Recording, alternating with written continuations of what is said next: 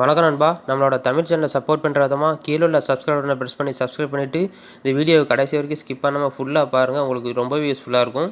அது மட்டும் இல்லாமல் இந்த கேஜெட் உங்களுக்கு பிடிச்சிருக்கு வாங்கணும் அப்படின்னு நினச்சிங்கன்னா கீழே டிஸ்கிரிப்ஷனில் லிங்க் கொடுக்கேன், உள்ளே போய் செக் பண்ணி பார்த்துக்கோங்க. இன்றைக்கி நம்ம எதை பற்றி பார்க்க போகிறோம்னு பார்த்தீங்கன்னா Truke Air Buds Lite அப்படிங்கிற ஒரு இயர்பட்ஸை பற்றி தான் பார்க்க போகிறோம். இதில் ஏகப்பட்ட ஆப்ஷன் கொடுத்துருக்காங்க. ப்ரைஸு பார்த்திங்கன்னா ரொம்ப கம்மி, வெறும் 900 ரூபா தான் கொடுத்துருக்காங்க. அதில் பார்த்தீங்கன்னா ஹை பெர்ஃபார்மன்ஸ் மைக் இருக்குது, ஏஐ பவர் நாய்ஸ் கன்செஷன் இருக்குது, ஆட்டோ ப்ளே பாஸ் பட்டன் இருக்குது, 48 ஹவர்ஸ் ப்ளேபேக் டைம் இருக்குது, 55 millisecond low latency mode, 5.1 version Bluetooth, IPX4 அப்படின்னு ஏகப்பட்ட ஆப்ஷன் கொடுத்துருக்காங்க.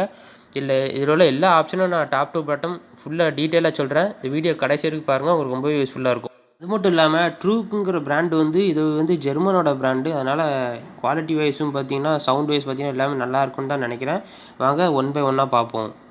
ஓகே, ஃபஸ்ட்டு நம்ம இதோட டிசைன் ப்ளஸ் பில்டு குவாலிட்டி பற்றி பார்ப்போம். இதோட டிசைன் பார்த்தீங்கன்னா ரொம்பவே அட்டகாசமாக ப்ரீமியம் லுக்கில் கொடுத்துருக்காங்க. உங்கள் கையில் எடுத்து பார்த்தீங்கன்னாலே உங்களுக்கே ஃபீல் ஆகும். அந்த டிசைன் ரொம்பவே ப்ரீமியம் குவாலிட்டியாக, அது மெட்டீரியலும் பார்த்தீங்கன்னா ரொம்பவே குறைச்சலாம் முடியாது. நல்ல நார்மலான பிளாஸ்டிக்கில், ஓரளவு நல்லா தரமான பிளாஸ்டிக்கில் தான் கொடுத்துருக்காங்க.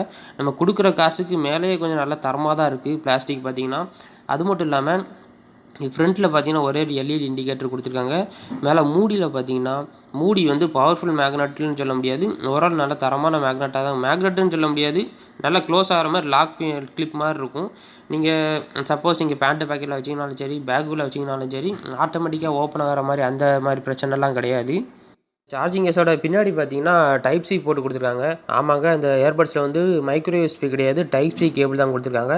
டைப் சி கேபிள் கொடுத்தது ரொம்பவே அட்வான்டேஜாக தான் இருக்கும். ஏன்னா மைக்ரோ யூஎஸ்பி நீங்கள் பார்த்து சார்ஜ் பண்ண வேண்டியிருக்கும். டைப் சி அந்த மாதிரி பிரச்சனையே கிடையாது. நீங்கள் எப்படினாலும் சார்ஜரை மாட்டலாம், கவலையே வேண்டாம் பின்னு வளையுமோ டேமேஜ் ஆகுமோன்னு சொல்லி. அப்படியே சார்ஜிங் கேஸை ஓப்பன் பண்ணி பார்த்தீங்கன்னா உள்ளே 2 இயர்பட்ஸ் இருக்கும். இந்த 2 இயர்பட்ஸும் பார்த்தீங்கன்னா அதோட மேக்னெட்டும் பார்த்தீங்கன்னா ஓரளவு தரமாக தான் இருக்குது.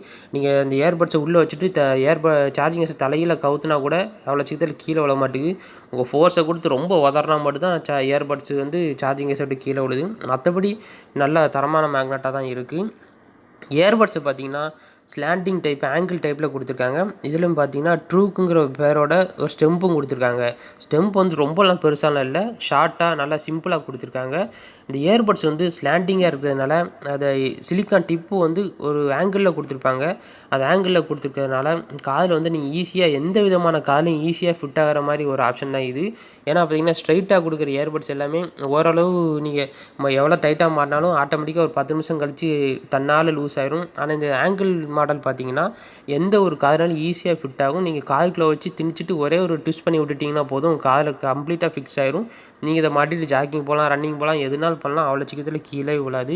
ஏன்னா பார்த்தீங்கன்னா இப்போ வர மோஸ்ட்லி எல்லா இயர்பட்ஸும் இந்த மாடல் தான் யூஸ் பண்ணுறாங்க. ஏன்னா இதான் எல்லா மக்களுக்கும் பிடிச்சிருக்குன்னு சொல்லி இந்த மாடல் தான் இப்போ எல்லா இயர்பட்ஸ்லையும் கொண்டு வந்துட்டுருக்காங்க. அப்புறம் 2 இயர்பட்ஸ்லையும் பார்த்தீங்கன்னா மொத்தம் 4 மைக் கொடுத்துருக்காங்க. ஒரு இயர்பட்ஸில் 2 மைக்கு, இன்னொரு இயர்பட்ஸில் 2 மைக் கொடுத்துருக்காங்க. அப்போ அதில் இன்னொரு பெஸ்ட் ஆப்ஷன் என்னென்னு பார்த்தீங்கன்னா ஏஐ பவர்ட் நாய்ஸ் கேன்சலேஷன் கொடுத்துருக்காங்க. அது எதுக்குன்னு பார்த்தீங்கன்னா ஆட்டோமேட்டிக் நாய்ஸ் கேன்சலேஷன் மாதிரி தான். இது என்னென்னு பார்த்தீங்கன்னா நீங்கள் சப்போஸ் கால் பேசிகிட்டு இருக்கீங்க அப்படின்னா இதோட மைக்ரோஃபோன் அது சொன்ன மாதிரி 2 மைக்ரோஃபோன் இருக்குது. ஒன்று நீங்கள் கால் பேசிகிட்டு இருக்கும்போது சுற்றி நடக்கிற என்வாயர்மெண்ட்டில் உள்ள நாய்ஸை பூரா ஆட்டோமேட்டிக்காக கேதர் பண்ணிவிட்டு நீங்கள் பேசும்போது உங்கள் வாய்ஸை மட்டும் கிறிஸ்டல் கிளியராக ஆப்போனண்ட்டு கேட்குற மாதிரி நல்ல தரமாக வடிவமைச்சிருக்காங்க. அது மட்டும் இல்லாமல் நீங்கள் சப்போஸ் பஸ்ஸில் ட்ராவல் பண்ணுறீங்க, ட்ரெயினில் ட்ராவல் பண்ணுறீங்க அப்படின்னா எவ்வளோ க்ரௌடாக இருந்தாலும் பிரச்சனை இல்லை, பைக்கில் ட்ராவல் பண்ணது எவ்வளோ காற்று அடித்தாலும் பிரச்சனை இல்லை. இந்த மைக்ரோஃபோன் அந்த சவுண்டெல்லாம் சென்ஸ் பண்ணி உங்கள் வாய்ஸை மட்டும் தான் ஆப்போனண்ட்டு கிறிஸ்டல் கிளியராக கேட்குற மாதிரி கொடுக்கும். அந்த விதத்தில் இவ்வளோ ப்ரைஸ் கம்மியான ரேஞ்சில் இந்த ஒரு ஆப்ஷன்லாம் கொடுக்குறது ரொம்பவே பெஸ்ட்டான விஷயந்தான். அது மட்டும் இல்லாமல் இதில் ஆட்டோ இன்இயர் டிடெக்ஷன் இருக்குது. அது எதுக்குன்னு பார்த்தீங்கன்னா நீங்கள் காதில் மாட்டி பாட்டு கேட்டுட்ருக்கீங்க அப்படின்னா சப்போஸ் யாராவது உங்கள்கிட்ட பேச வராங்க அப்படின்னா நீங்கள் சடக்குன்னு ஏதாவது ஒரு இயர்பட்ஸை வெளியே எடுத்துட்டீங்க, காதை விட்டு வெளியே எடுத்துட்டீங்க அப்படின்னா ஆட்டோமேட்டிக்காக பாட்டு ஸ்டாப் ஆயிரும். அதுக்கப்புறம் நீங்கள் பேசி முடிச்சுட்டு எப்போ நீங்கள் திரும்ப காதில் மாட்டுறீங்களோ ஆட்டோமேட்டிக்காக பாட்டு ப்ளே ஆக ஆரம்பிச்சிடும். நீங்கள் ஒவ்வொரு நேரம் எடுத்து மொபைல் எடுத்து பாஸ் பண்ணணும், ப்ளே பண்ணணும் அப்படிங்கிற அவசியமே கிடையாது.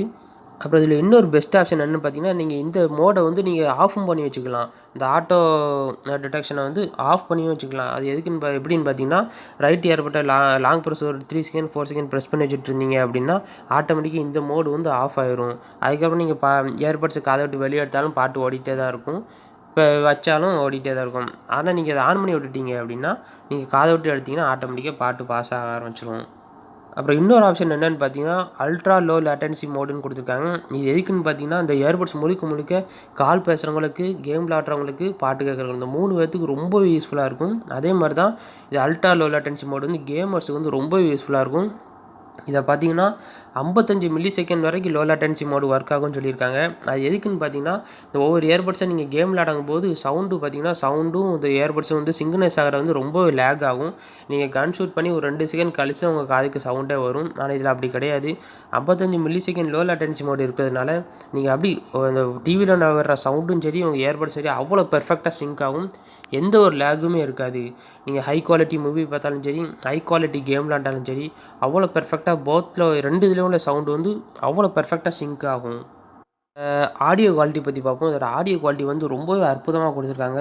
இதில் வந்து hi fi stereo sound, AAC codec சப்போர்ட்டும் கொடுத்துருக்கிறதுனால இப்போ ஆடியோ குவாலிட்டி வந்து ரொம்பவே பெர்ஃபெக்டாக இருக்கும்னு சொல்லியிருக்காங்க.